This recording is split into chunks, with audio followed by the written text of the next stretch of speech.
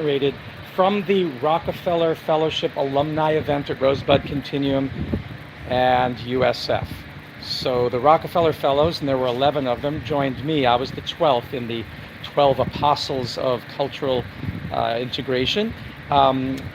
Came to Patel College of Global Sustainability, that's on my shirt here, on Friday, and we had an event there with our dean and our staff and students and faculty.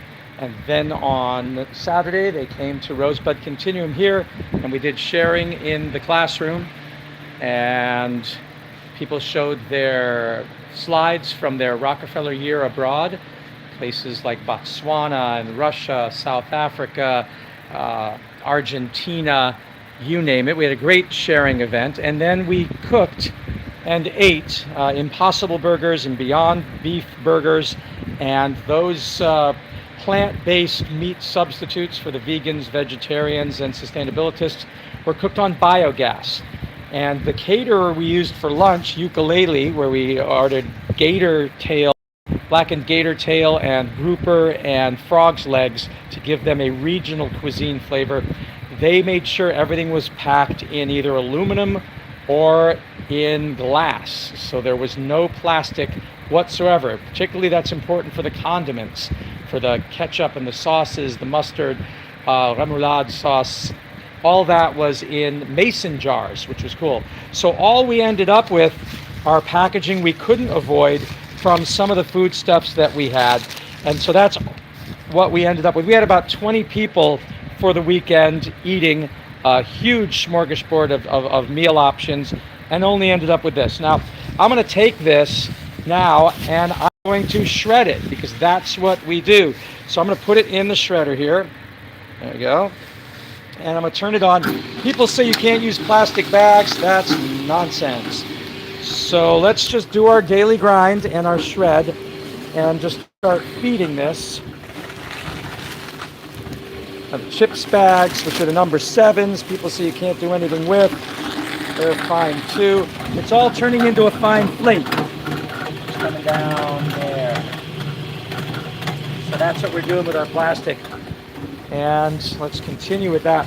I should let you know, let me use this to get it down so I don't hurt myself. There you go.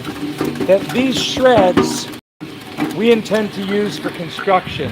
So what we're going to be doing, that's what it ends up with. We're not separating any of the plastics right now. The number 1, which is the polyethylene terephthalate, that's being shredded. The number 2, which is high density polyethylene, HDPE, that's being shredded. Pretty hard to separate it anyway because the ring is on there. The number 3, PVC, we avoid completely. That's polyvinyl chloride because that's toxic. The number 4, low density polyethylene, is in this wrapper on here. Pretty hard to separate. The number 5, polypropylene, is in some of the bottle caps. The number 6, polystyrene, is in a lot of the packaging.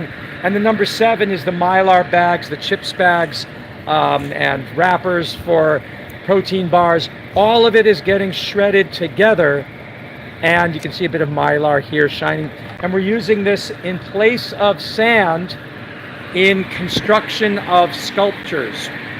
So 1 part cement to 3 parts plastic shred gives us the stucco that we use on the lath, and then we fill bottles like this with plastic shred and stuffed plastic bags and use as the foundation for the sculpture so that kids can sit on it and the lath isn't going to collapse it, and then we stucco over it. So we're using plastic as a resource now, and we want it. We used to separate.